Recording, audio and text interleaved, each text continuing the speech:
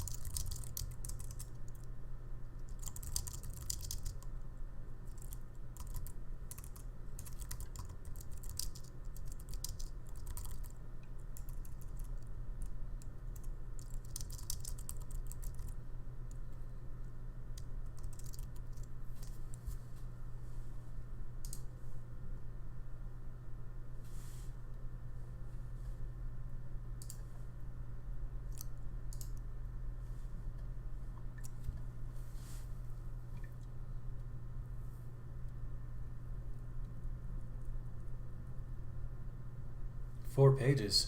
Oh man, you're gonna need like 30. I'm just kidding.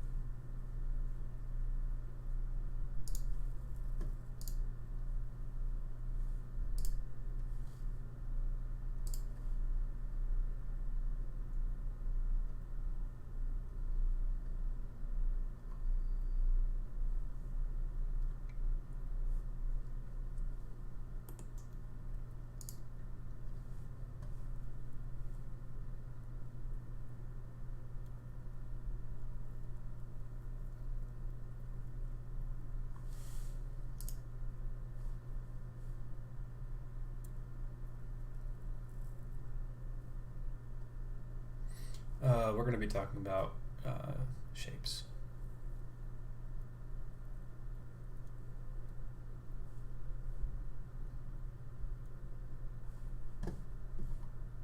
haven't drawn anything all day today, so this will be my warm up. And I'm going to have you guys warm up with me as well, if you guys maybe for 15-20 minutes, and then jumping into the actual stuff.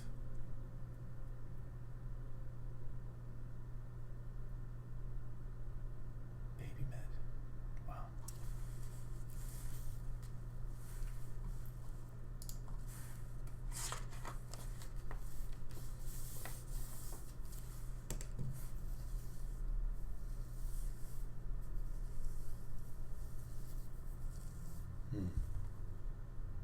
Can you guys hear me clearly? My microphone is not in my face as it usually is.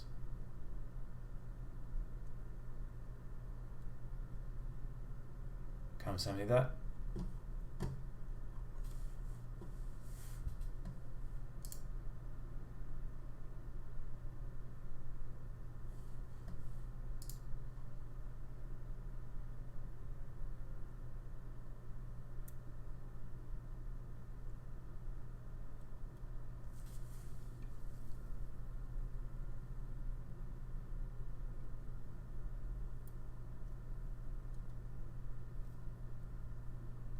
Quiet. We did not start yet. I'll be at 6. Oh, you mean the actual microphone? I was like, well, maybe that's a little better. I put the microphone closer. I'm still setting up. I'm figuring out some other things right now. Sing the lesson. Oh God. I still have my morning voice because I woke up from sleeping.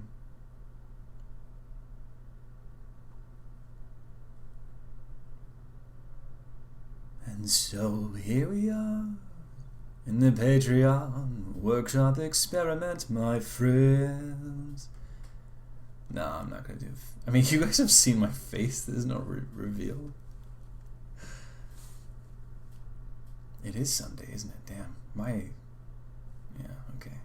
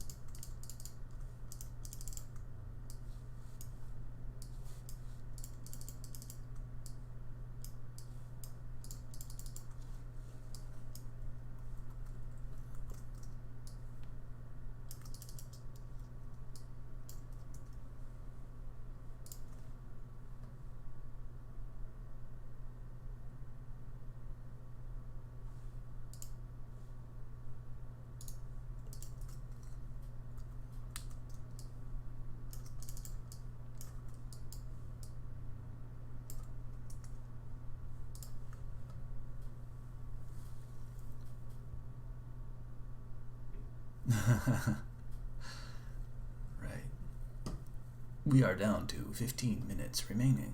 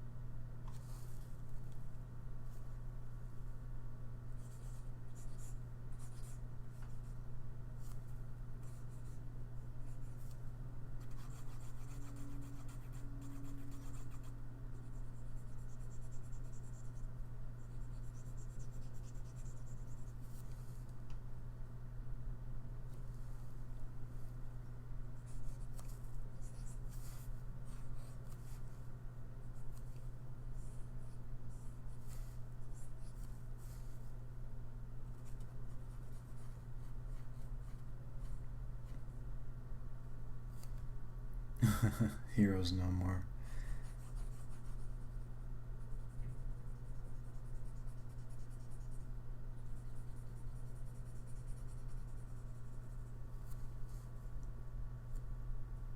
He's referring to my last video where they weren't actually my hands. It was my friend. Actually, she's in here. Gonna keep her identity secret.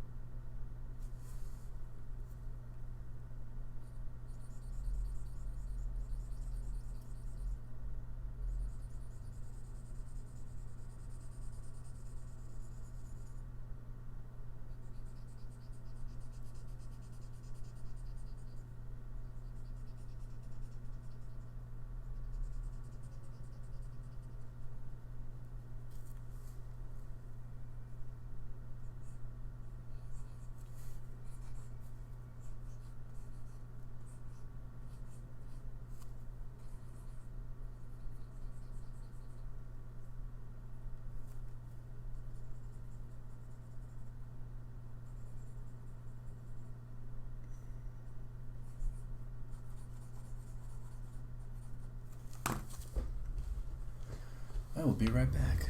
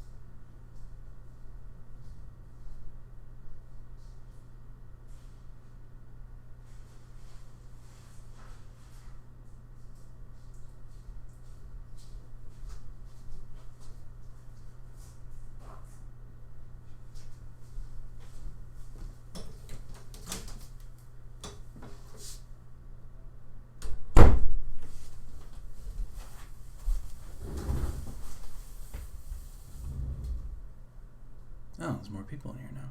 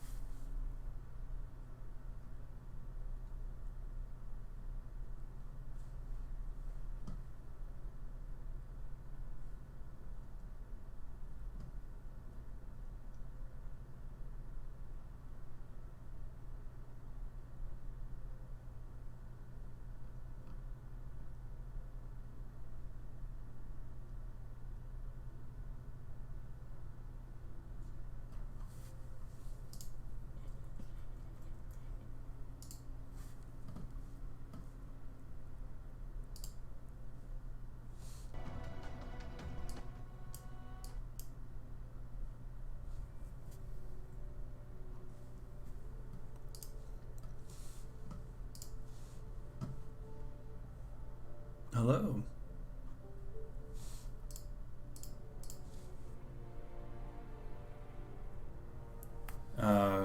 Can you guys hear music? And if so, is it too loud?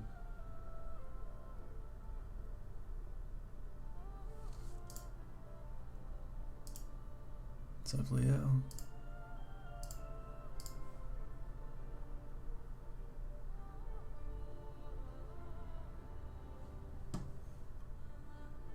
Okay, and it's just for me, kind of background ambient. It's from Ori and the Blind Forest.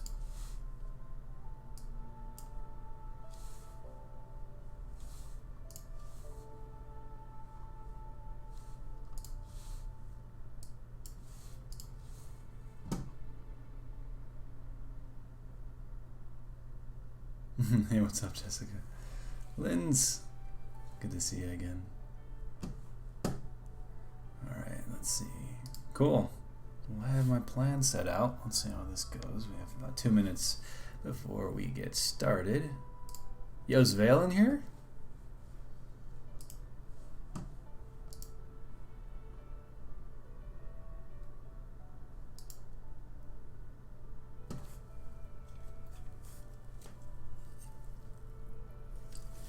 Haha, what's up, Vale?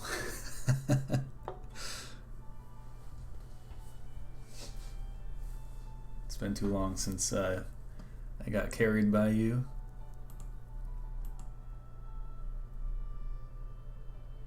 Broke. What? It's not working?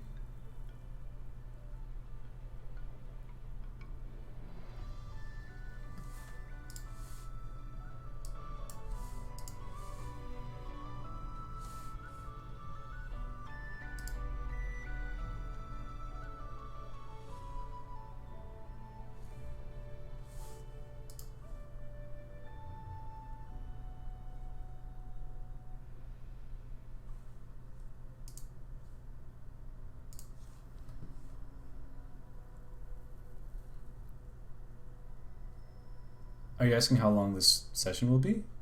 I don't know.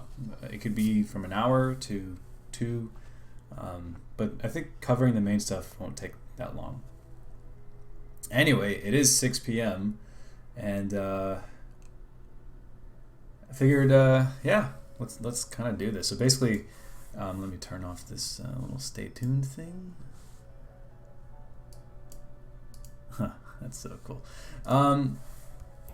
Yeah, it's basically I want to try this thing. It's like a live session situation, like a workshop. You know, I have a couple ideas that I want to share with you guys, and the main thing is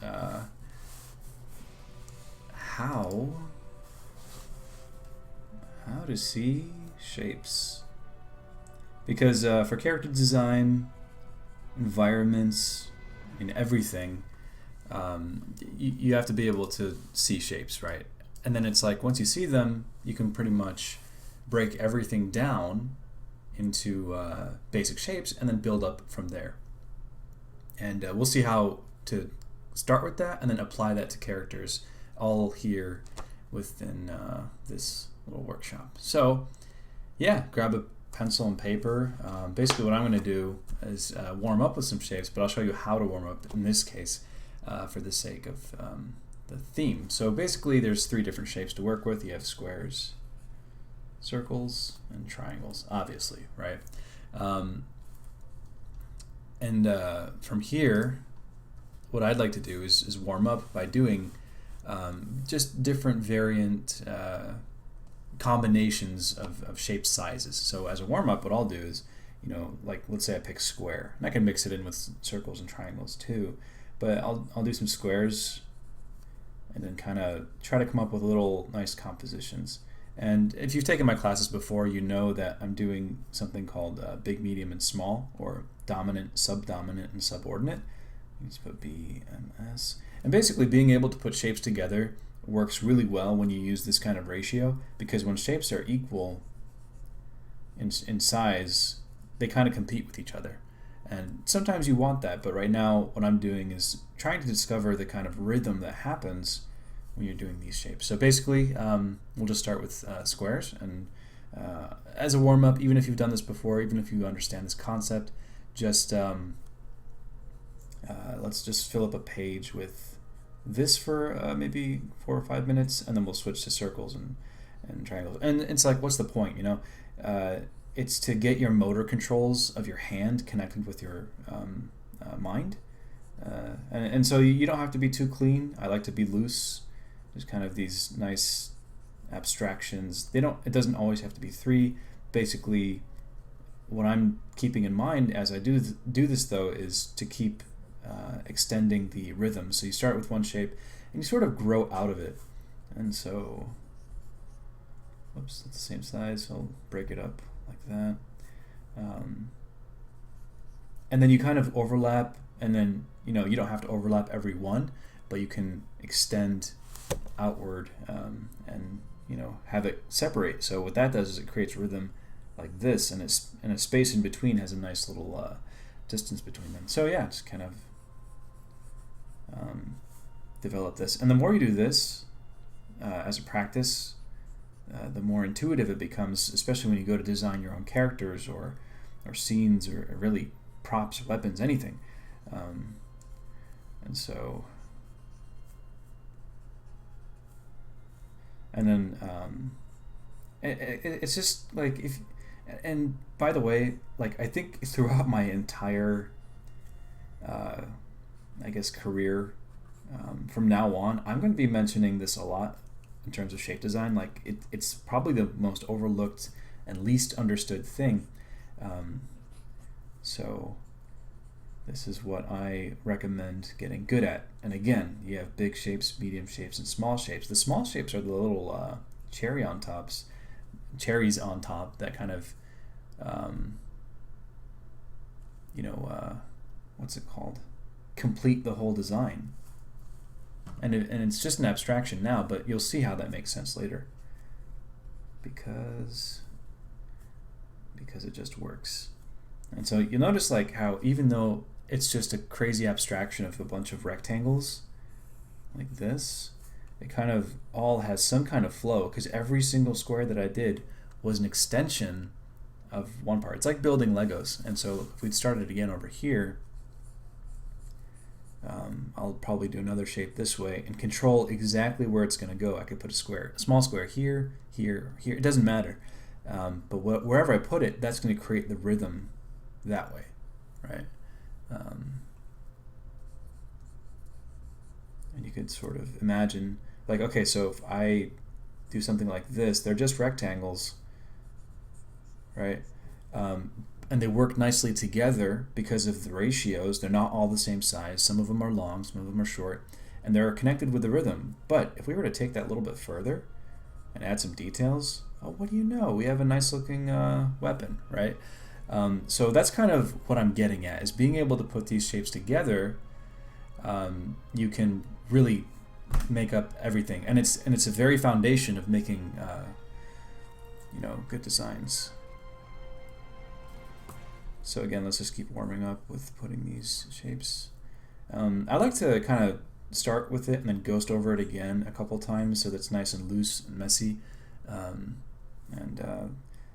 That's kind of a nice sketchy style so that you're not committing right away. It's kind of ambiguous, and I think the best artists that do this, who have mastered this, are definitely comic book artists, because they I don't know, they just got it down.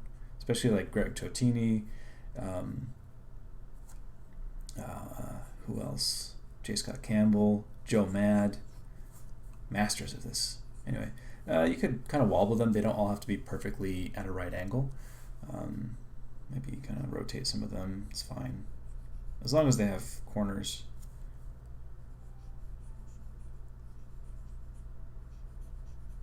And you're not making a masterpiece, you're not making artwork, you're just warming up and letting your brain kind of, it's sort of embedding the motor controls in your mind, so that when you go to design your own stuff, it really will, whoops, we're off screen there. It'll come out naturally. This is going to be recorded, I think. It should be automatically saved to YouTube, and I'll send the link out to the Patreon subscribers.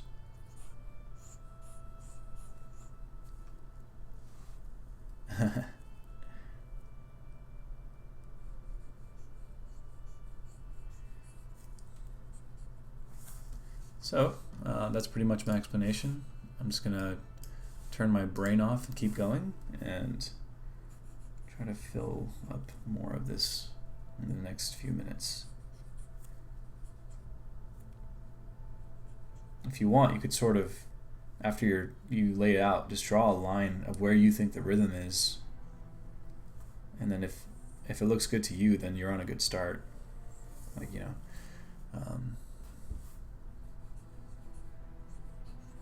And once we do this practice, we're going to move to digital and analyze some character designs that use this pretty effectively.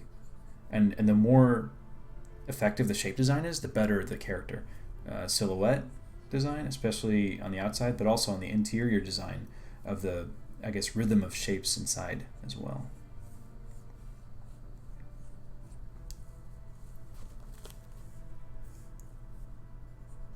If you have any questions, just leave it in the box.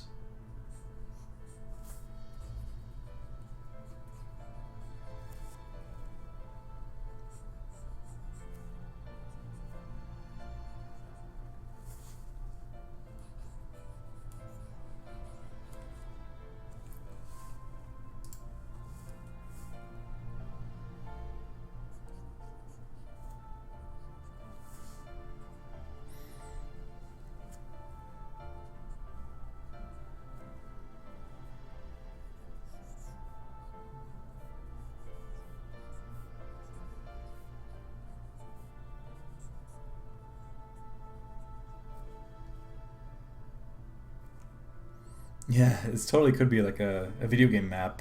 I mean, if it works visually like this, you could totally, go in there and start putting details of like, oh, there's a super power up here, there's a door over here. It looks good here, so it's a good start. Leave them in a small, medium, or large box. What are you talking about? Leave what? When would you use competing shapes? You would do that for like when you want a composition.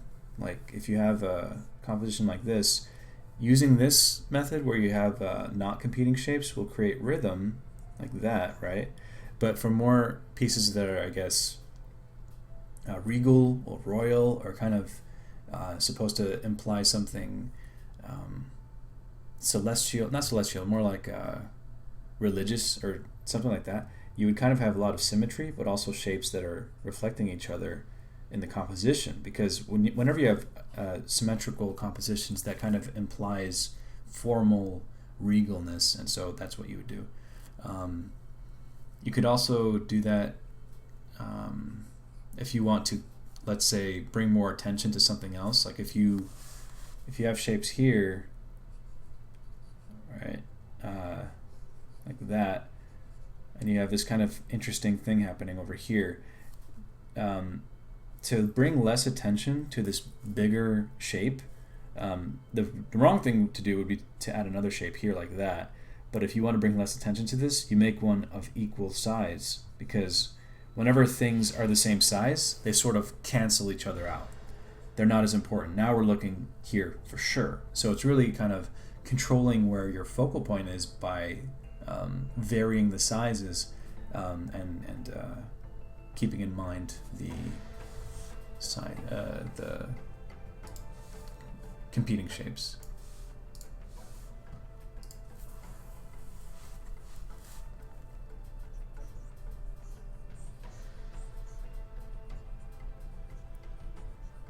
Alright, so that's squares. Let's move on to circles. When you're doing circles, you know, it's not just round perfect circles, but also ellipses. Anything that's curvilinear. You know, it's the same thing. It creates rhythm, right? Big, medium, small, rhythm.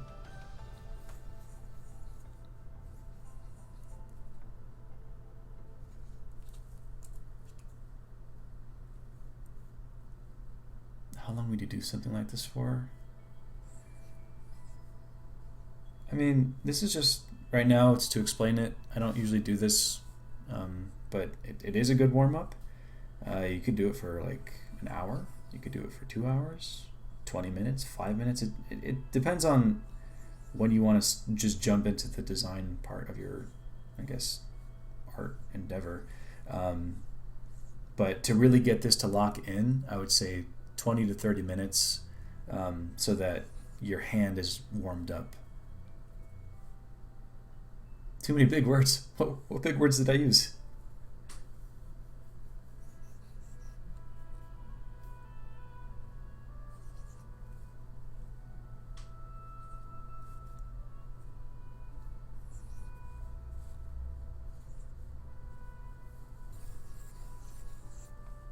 Also, I'd recommend getting good at drawing perfect ellipses at different degrees, because you'll have,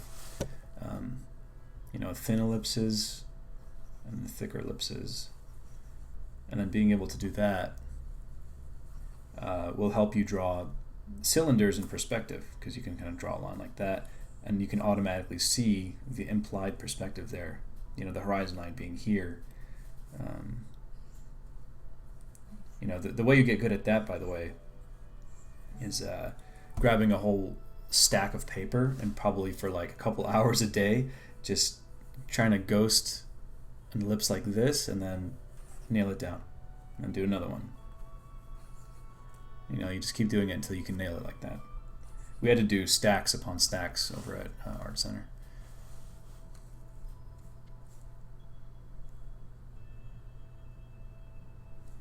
I mean, it is, abstract. The thing is, like, good abstractions like this translated into character designs or layouts, whatever, usually work the best, especially for things like Overwatch, where it's very shape design heavy, not only on the outside silhouette, but in the interior shapes. The abstractions that happen in the clothing, the folds, the distribution of details and stuff. Anyway, so then let's move on to triangles. Same thing. You have a big triangle, a medium triangle, and a small triangle.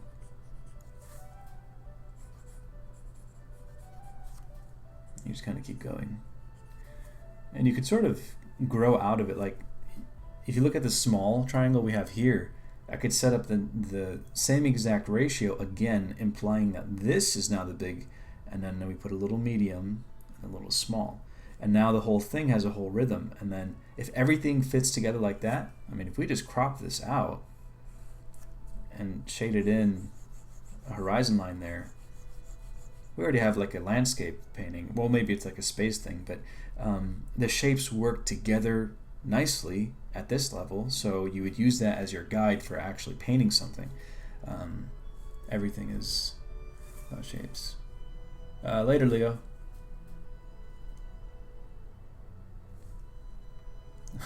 Okay, Lynn. Yeah, so triangles. Like, trust me, if you master shape design and you let that inform your art, man, it'll set you apart. Because you want to have control over every aspect of your art, right?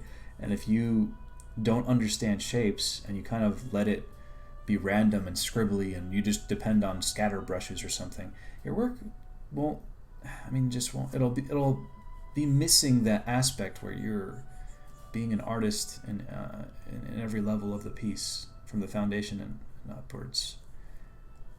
So again, big, medium, and small. Now, the question is, what do the different shapes mean? And if you've taken my class, obviously we talked about this a lot. Square usually implies things like strength, ruggedness, things like castles, construction vehicles, things that have solidity, things that look like they can protect or defend. So if you want to design a character that's, looks like they're going to defend, you use a lot of squares. You look at Reinhardt, his shield's a big square, right? Even Orissa's shield makes a silhouette of a square. And then so on that note, what do the circles mean? It usually means less threatening, but welcoming, cute. If you look at characters like Kirby, Jigglypuff, Snorlax, Totoro, a lot of roundness, a lot of, squishy, curvilinearity. And then triangles is usually, it implies ideas of threatening situations. You look at spiders, porcupines, spikes, thorns, things that make us feel viscerally threatened, and so danger, right? You look at a lot of characters that have spikes on them, they're usually the villains. You look at Jafar, a lot of his design language is pointy and sharp and things like that. And then you look at Genie, it's definitely more circular, right? So then the next step is, okay, well, we isolated the three shapes. How do you put them together? So this would be another practice sheet. You could do big square, medium circle, small square. Right, now we're starting to mix shapes. And you could sort of see where this is going. It's like, okay, well, maybe you could add another circle here, another one over here, give it some arms. I don't know. That's his head. He has a turret on his shoulder. But you could see what you can do, right, by putting these shapes together. And so let's just do that abstractly. Square, square, maybe a small triangle, another small triangle. It might get too complicated if you overdo it. Like if you have a big square and a big circle and a big triangle, you're going to start messing up, I think, because I would say if you were to do this, make sure one of them is dominant. Like, so make the circle the dominant one, or the square, or the triangle, and then make one of them the subdominant. So let's make the square tiny. Yeah, it looks like a duck. Like a robot duck.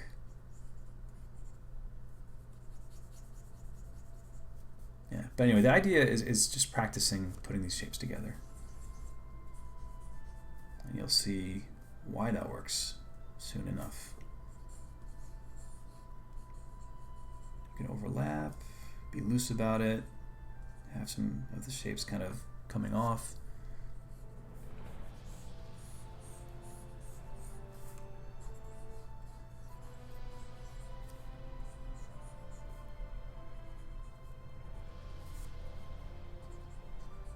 How's everyone doing?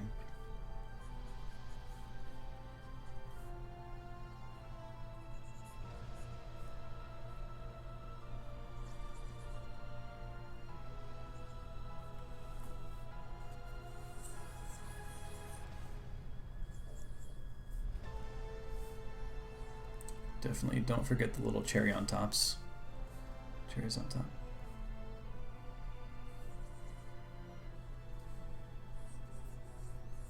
Keep in mind rhythm. Keep in mind shape hierarchies. Let's get rid of this guy.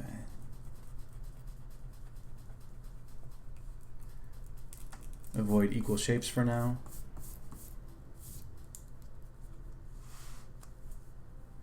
Yeah, cookies. Sure, draw cookies. Cookies, pizza, and pizza boxes. Pizza.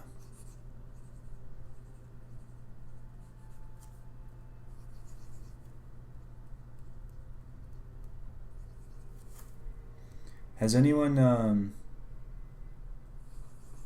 learned this stuff before? Is this kind of a review? Besides you, Coco, because you're in my brainstorm class.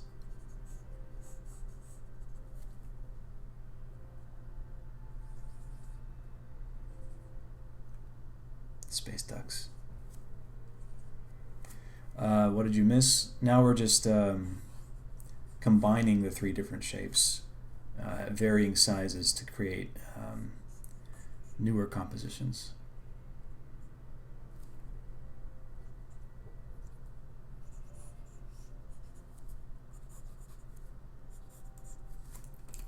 Space pizza. And then it's like we look at this thing, maybe erase out some of the things and whatnot, but now we can say, well, let's put a line here. What do you know? We just made an interesting looking building. Right?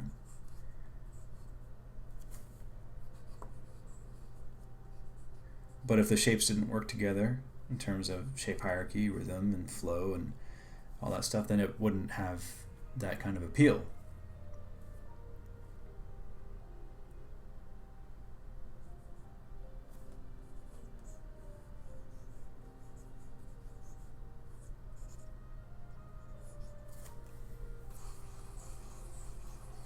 And to really emphasize this, you could put a giant shape behind it, and then echo it here with another ellipse, maybe another curve this way, curve that way. And then if we frame that, bada bing, bada boom, we have the start of a painting.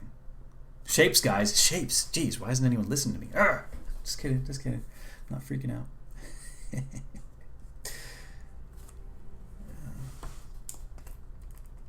So those are kind of how to look at shapes on the exterior. The next part, it's pretty much the same thing, but you would do it on the inside. So if I was to design something inside this like building, it's the same thing.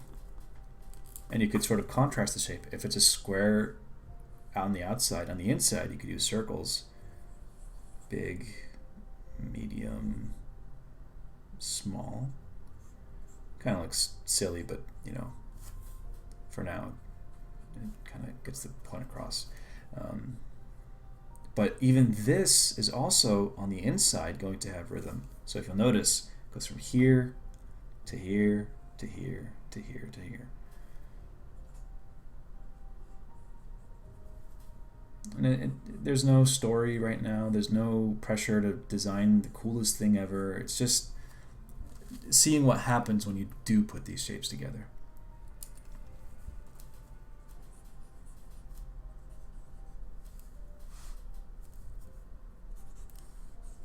And it's a great warm-up where you don't have to think about anything. You're just ghosting over, getting your hands used to the motions of drawing. And I promise you, if you do this for like 20 minutes, maybe 30, you're kind of loosened up. You're kind of more in the flow, in the zone. As opposed to, like, let's say you have a cool idea for a design. If you started your, let's say, artwork or whatever with the design in mind, and right away you're like, okay, I haven't drawn anything today, I'm going to draw my character, and you try to draw it, and it just feels like it doesn't flow out of you, and that's because you didn't warm up. If you try warming up with your final design right away, then you'll be frustrated. You have to let yourself warm up with things like this that are just kind of mindless before you move on to something more deliberate. Sometimes I draw with my arm, like right now I'm keeping my hand still and my wrist stiff, and I'm just moving my arm around like that for big straight lines. But then I'll draw with my wrist where I do this. Now I'm using this as the the fulcrum, or I guess vertex point where things turn, and I'm anchored down here with my hand. So drawing with your arm, you're sort of hovering like this, and drawing with your wrist, you have your hand down and moving like that.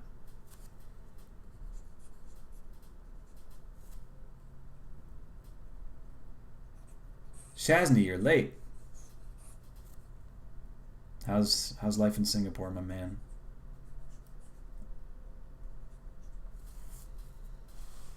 Scott Robertson says only the arm. Well, I mean, he was my teacher as well. But if you look at his work, and if you ask yourself, why does everything look so stiff? Because he uses only the arm.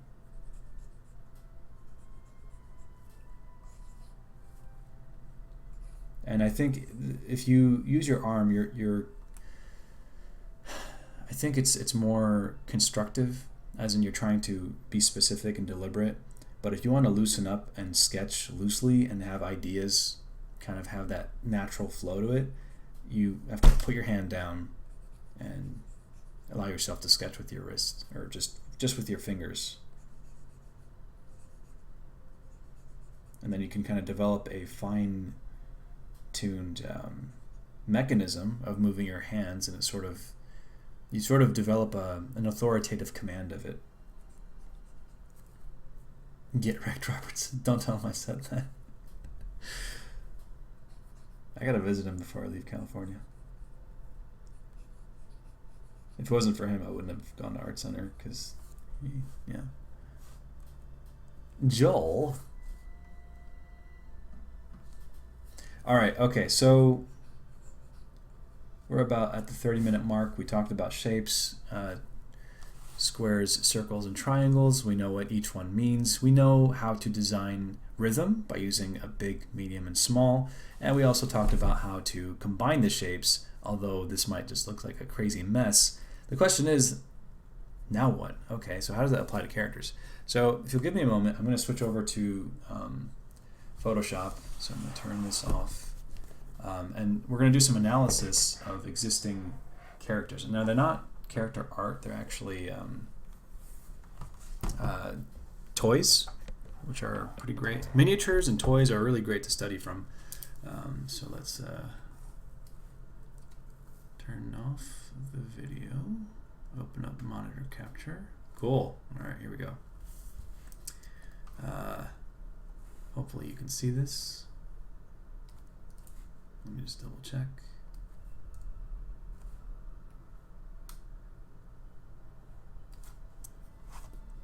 Okay, looks like it's going through. Okay, so I pulled these up, and I actually have a new folder on Pinterest called Sketchits. Let's look at that real quick. And it's like a bunch of things that I would, probably put in front of me to kind of analyze. Because if you'll notice, all these have pretty decent silhouettes. Now, if you're doing something realistic, you look at this, even though it's realistic, it still has heavy shapes. And because when people think about using shape design, they tend to assume it's more for cartoons or animation style things. But if you look at these, like that mech there, the soldier here, so feel free to open these up and then analyze them. But I picked a couple to kind of prove my point. So let's just make a new layer. All right, cool. Yeah, I think it's Ashley Wood's Toys, or I forgot their name. But yeah, so if we take a look at this, what I like to do is break it down into basic shapes. I like the big ones first. Right now, I definitely see a circle there. Right? Let's actually use a bigger brush.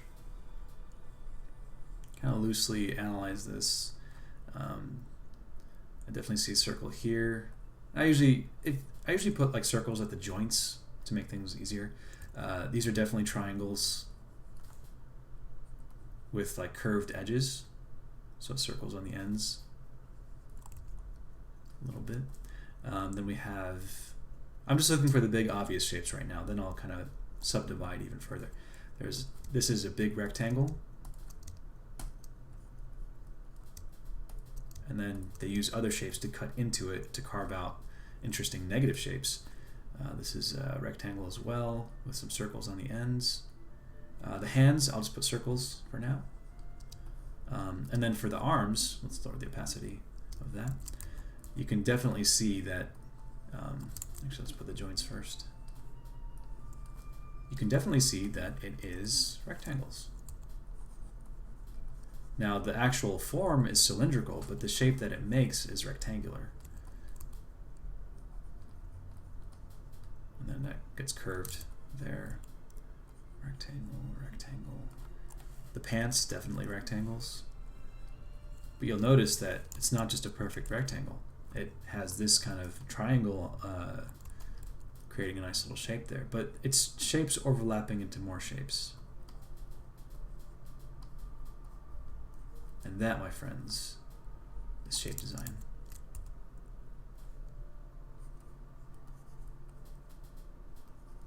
And then I'll do a demo of like how you can come up with your own character based on this understanding once we finish analyzing this stuff. So rectangles are in red. Well, not all of them, but you know. Let's make the triangles green. So, and here's another cool thing.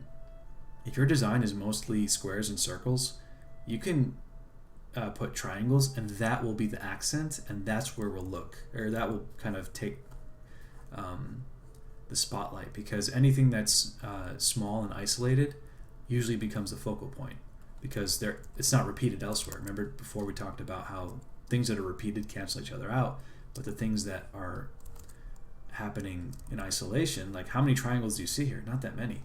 And so that's why it really works for hairstyles, like for Tracer. This thing right here, there's a triangle, but really that's not, there isn't much else but that. I guess there's this, and then this triangle here, and then the shoes. But the thing is, like, if you'll notice, even just with the triangles, there's a concentration of triangles here, here, and here, which also creates a rhythm.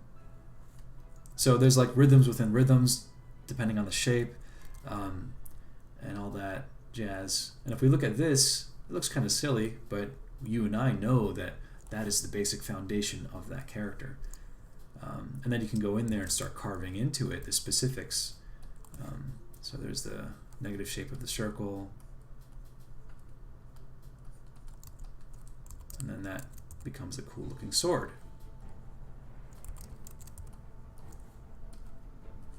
See? Senpai noticed us. Friends, okay.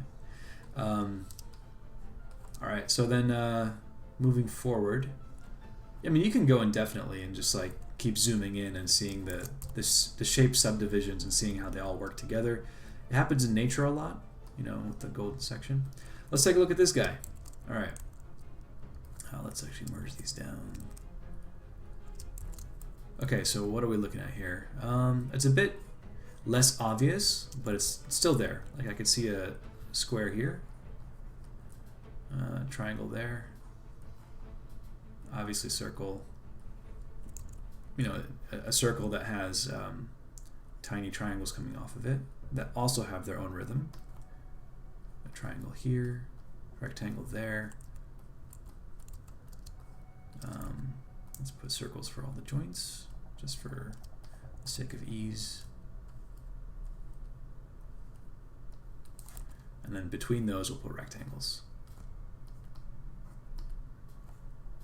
The legs actually are rectangle with a curve behind it, the lower leg, I mean. That's implying the calf muscle. And then in this case, the shoe is pretty square with a rectangle that creates a silhouette of a triangle, but there's rectangles in it. and then circles on the bottom.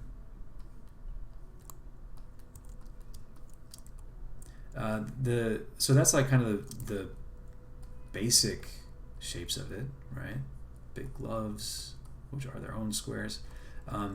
That's the first read. The second read would be kind of taking all that and then looking for the smaller shapes that grow out of the bigger shapes. In this case, out of the rectangle of the pant leg there, look how it bunches up over here. And that creates this negative space there with these circles.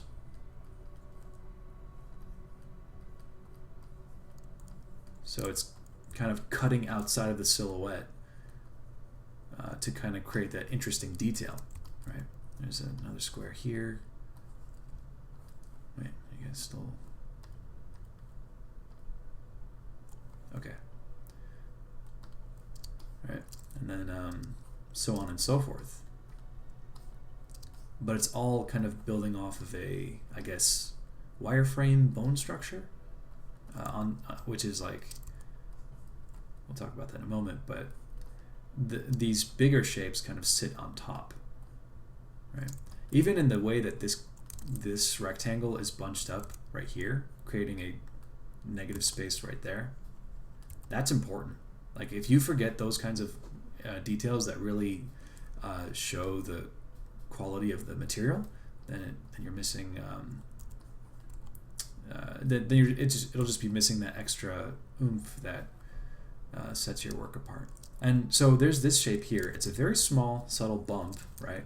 But what you'll notice is, if we kind of analyze that, it's like a triangle, but what do you know? It fits right into this one over here.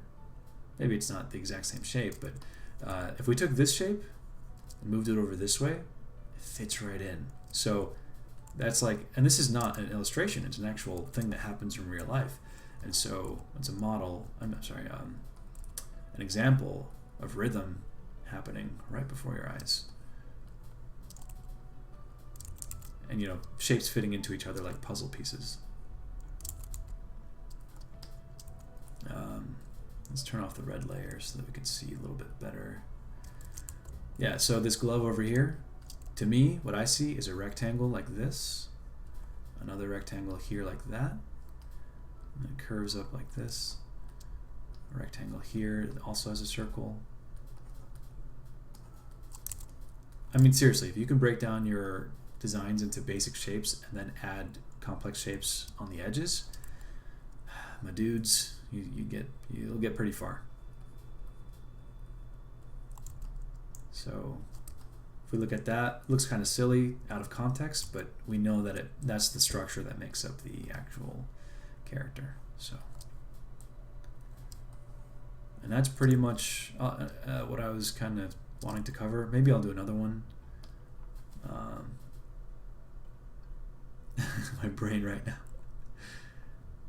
This is your brain on med dudes. Yeah. General relativity. Mind freak. Okay, I'll pick one more, and then from there we will try to come up with our own character real quick, based on the shapes that we study here. And we're going to keep it simple, not complex. Alright, that's complex. But you can, like, now that you've seen the lecture, you've seen the demo, now you have a new skill set in your mind that you can activate and just see the basic shapes here. It's so obvious now. You have a big circle here, a couple of circles there, and then the accents are the squares here, but it's mostly curvilinear. And yeah, sure, he has a weapon and everything, but he's not as threatening as he would be if he had a bunch of triangles everywhere. So, man, Pinterest is deadly because I can get lost for hours.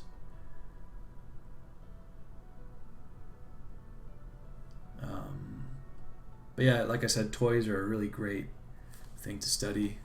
Let's look at my other folder. Stuff.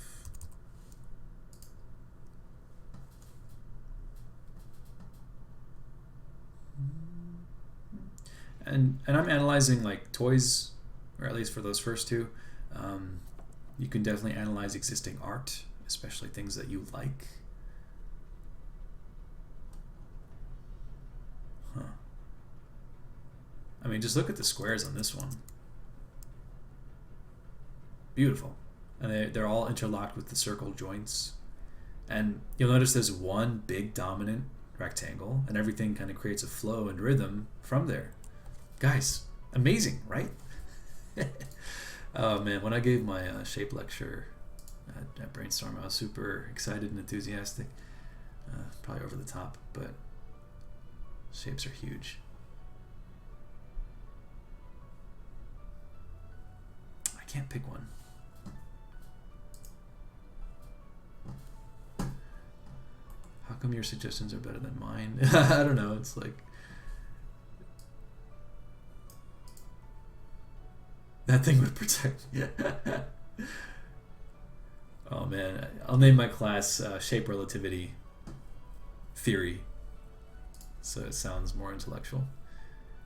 Oh, this would be a good one, because it's more about the inside shapes rather than the outside. Nice. Okay. Let's go ahead and make that larger. And by the way, the more you push the outside shapes, the more stylized it is. People keep asking me, how do I do style, blah, blah, blah. Well, try pushing your shapes instead of confining it to a cringy silhouette. All right, so right off the bat, you got this mix of a square and triangle because it tapers off. Whenever you have shoulders being pushed out like that, that tends to appear more masculine and more, I guess, authoritative or dominant. But from there, oh, what do you know? A triangle, rectangle, circle, rectangle with tiny spikes coming out of it. All right. And my suggestion is like do this kind of analysis every day for the next week maybe, until you're sick of it, until like you just know it like the back of your hand. Little squares, but are actually cylinders. Even the placement of those like kind of creates a visual rhythm. Square, square, square. Like if you look at this, it's a bit complex. It's got a bunch of jagged, edges there. Excuse me. So I would just simplify that down to a square, because we're just looking at it as if it's a low poly. If you're familiar with 3D modeling, low poly means just the basic lower polygonal topology as opposed to high res geometry.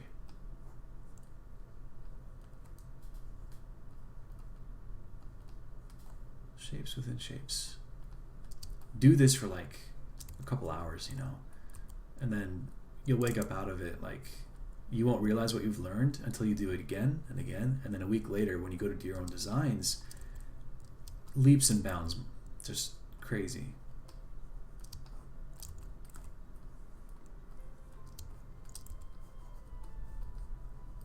So interlocking shapes at the joints. And once we establish the main overall shapes, we'll go in and analyze the rhythm of the interior shapes. Now this is a bit of a complex shape. Overwatch does this a lot, where you have this expansion over here at the upper part of the lower leg, and then it pinches over here, especially for like Hanzo and Widowmaker. And people ask me a lot about how to draw feet and shoes. Like, well, if you analyze it from the front, it's like a square, another square, and a circle over here. It's different every time, but at least that's a start, right? Ankles are kind of rotated like this. It's like a triangle. This shoe from the right side, on the right side, kind of has interlocking squares like this. And another square for the heel.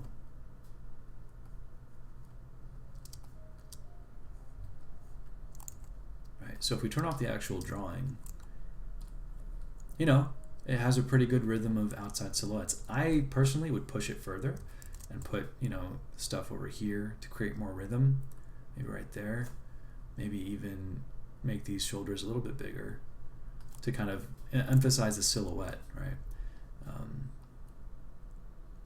Because I prefer more stylized things. You know, what would happen if you put like a big square in the back, or maybe his knee pads also just had these big kind of square shapes. But yeah, okay, so having said that, let's look at the interior silhouette shapes. Let me just read what you guys wrote.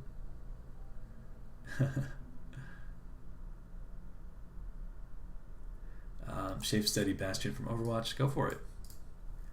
Rick and Morty fans. I haven't yet to see Rick and Morty. All the shape studies are changing me. Good. I feel so enlightened right now. Glad to hear it, Zach. Simple geometry. Less points on the plane of the surface. Low poly.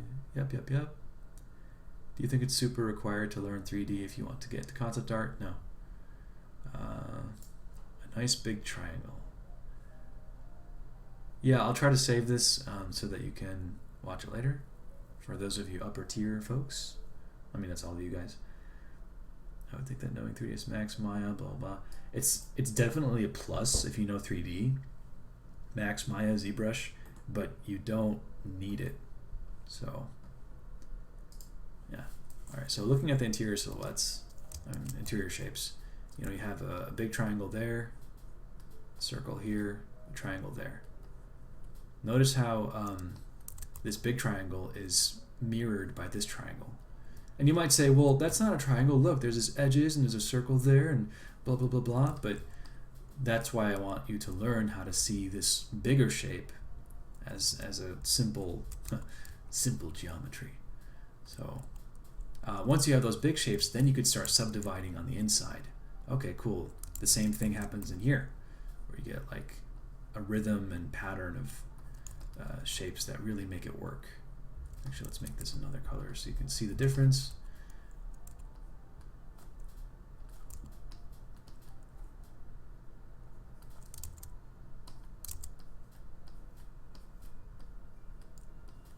But you'll notice that they're not too close to each other. They have a good, you know, breathing space, an area of rest.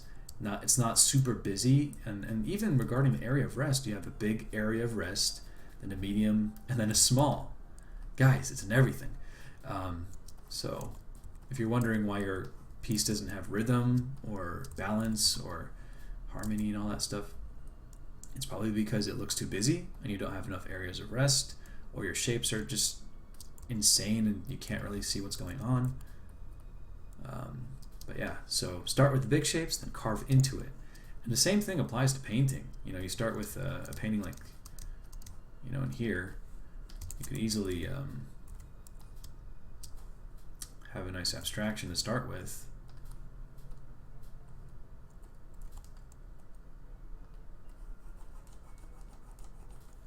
Right? And then you get like a big triangle.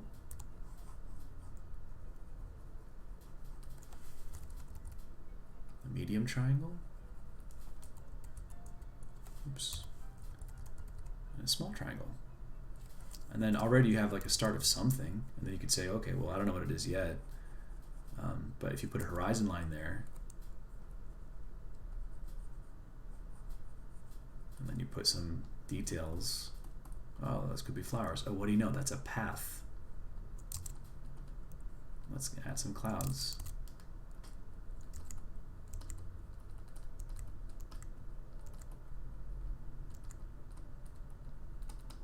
Right? But the idea is that the shapes are a simplification of complexity, because you go in there afterwards and start saying, okay, what's actually there? Well, you could say this is a crashed ship, or a giant rock that has specific type of moss on it, right? But if you don't start with good shapes to begin with, yeah, good luck making it look good. I mean, you'll get frustrated, I can promise you that. So yeah, that is my kind of lecture on shape analysis. on the sketch pad used for, so I bullet. Yeah, I mean, if you want to share your notes, that'd be awesome. But definitely just keep it within your guys' group, because it's kind of a privilege for you guys if you're paying more. We can see the code. Yeah, it is like seeing code, right? It's like the Matrix. You can kind of see the world differently now. And the curse is, and I say this to all my classes, after this lecture, you're going to have a hard time seeing things not in shapes. You'll be watching movies and noticing triangles and squares and circles and all these compositions that are just really heavy on shapes. So, so let's try to apply that to an actual character. And I guess we're going to keep this under an hour because we covered everything I wanted to. Just kind of move this away. Let's lower the opacity on this. Alright, so we're going to do some small thumbnails over here. And part of your first exercise already from this week was the gestures. So I'm going to start with a basic gesture. So shoulders, hips, curve, rib cage, head.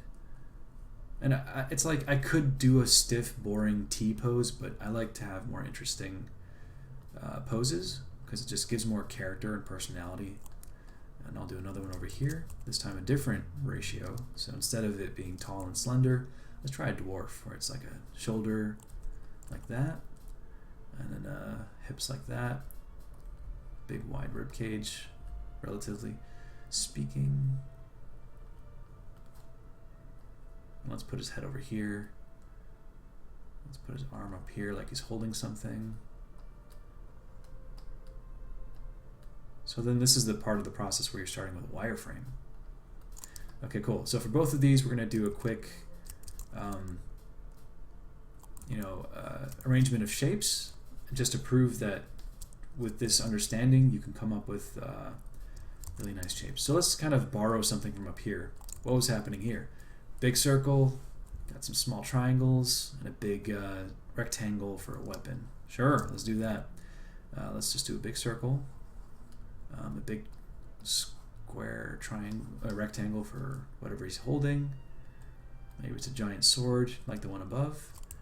Let's put a circle here. Instead of the triangles on his hair, let's put it on his shoulder pads. Sure, cool. Let's put more triangles behind him. Like what if he had like a cool cape like this that kind of split out and connected like that? So he's kind of like a sinister, evil dude. And if we cut up that sword into some triangular shapes, maybe even on the inside we could have some pointy things. I don't know. Maybe that's not the best solution. Maybe it's upward. And that's the point of ideation. You'll kind of take this idea and then try it with so many different combinations. So for the arms, let's look at what happened up here. So there are rectangles there. Yeah, rectangles. What I like over here is that it's essentially a rectangle, smaller rectangle, and a bigger rectangle. So it kind of creates a rhythm of different rectangles there. So what I want to do here is make a big glove, fairly small wrist, and then the actual arm part there. Big glove, small wrist, big part there. Same thing with the boots. Squares into squares.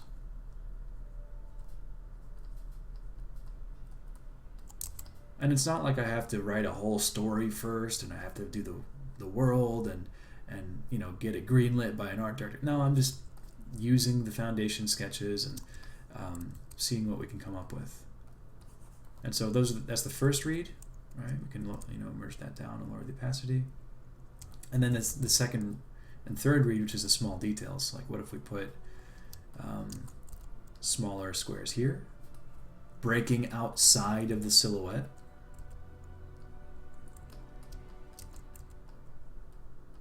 Overwatch does a great job of this kind of stuff. Small little cherry on top. And I mention that game a lot because that's kind of what I'm playing these days. I'm sure it'll change. What would happen if we put a big... he looks like a Christmas tree or a KKK member. We're not going to do that. All right, let's cut the negative shape there, erase out. And then, yeah, you can start subdividing on the inside too. So what if we put a rectangle here? That's where the, I guess, zipper would go. And then even there, we'll put like a rhythm of squares. Not all bunched up. We're going to have a big, small, and then medium over here. So big, medium, small. And then reflect it over here so that you can connect it to something.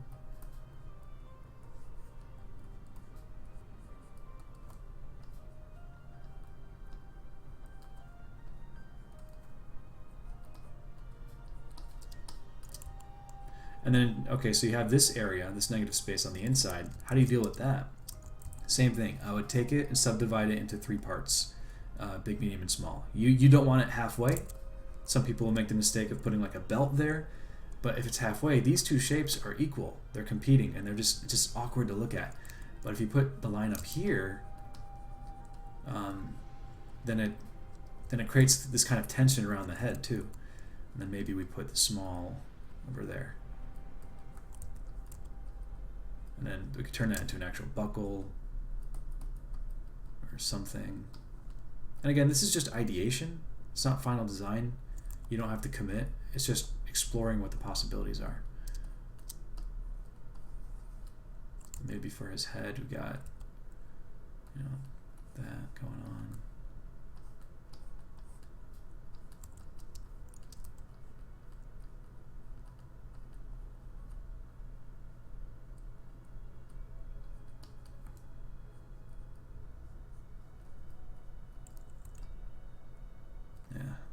Let's see what you guys are saying. Okay. The Transcendent and Fearless group, correct, yeah. Thanks for joining, Jessica. Dwarf Cloud Strife, yeah, exactly.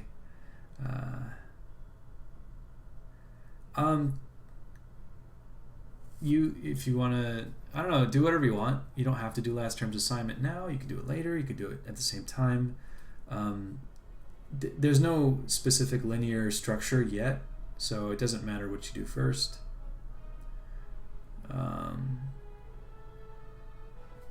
Road to Pro.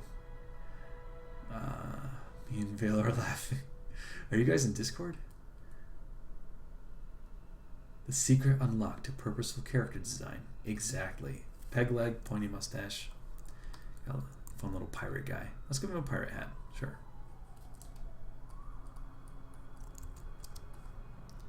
Alright, so now the same thing we did here, we could totally do over here, but I think you guys could sort of use your imagination and, you know, come up with that on your own, because we did reach the top of the hour. I feel like we covered everything I wanted to, and this has just been like an experiment. And hopefully that was enlightening and eye-opening. Yeah, so what are your thoughts? How was this session? Is this kind of... I figured this is something I'd probably do only once a month, maybe, depending on what we're doing, because it kind of condenses a lot of information, and it would take probably a month to really process it and you know, make a pretty big difference for you.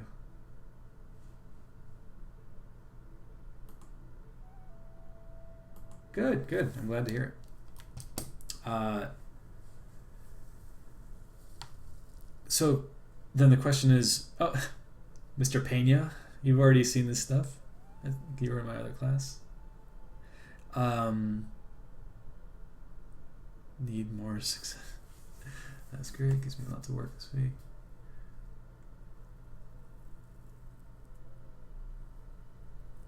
Cool, cool. Anything that I could do better? That's the question. Every Sunday? Oh, God. That's like... If I did this more frequently, it would probably be probably be only the higher tier, because then it becomes like a class. So you're welcome, Kayla. A band of bandits, dude, that sounds fun. Yeah. Of course you got remembered, Mr. Pena. You were in my CGMA class, so I guess this was just a review for you.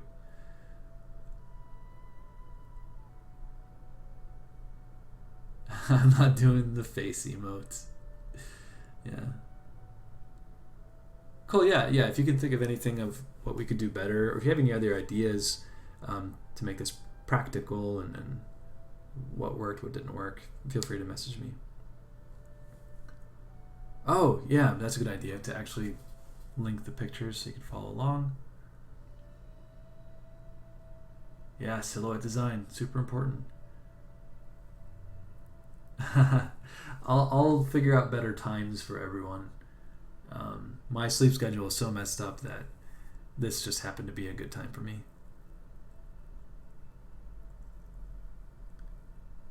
Exactly, James. Exactly. But the question is, how long can I actually keep this up? Because eventually I run out of content, and I don't want it to be a repeat for everyone all the time. Yeah, that channel is only visible to Transcendent and Fearless. How would you do this quickly in silhouette sketching? I've heard a lot of artists say silhouettes are crucial. Yeah, exactly. Like, I mean, the first exercise we did was exactly that. But imagine doing that same thing on top of like wireframes of characters. Also study silhouettes that you like. Yeah, Lynn.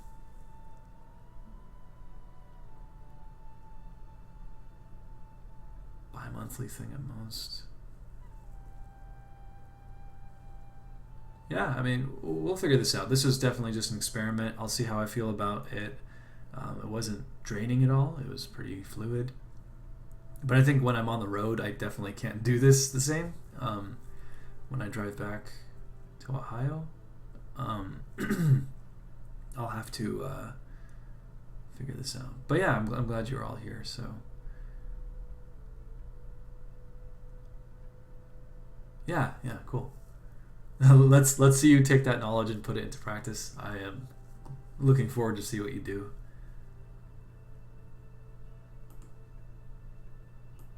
Always give more than you receive. That's what I'm trying to do. Okay, on that note, I guess I'll... I don't know if I want to do a travel blog. Despite my, I guess, channel, I do want to remain somewhat private and not public. Oh, Grace. I know. Alright, yeah. Cool. Yeah, hopefully this ended up getting saved so I can share it later.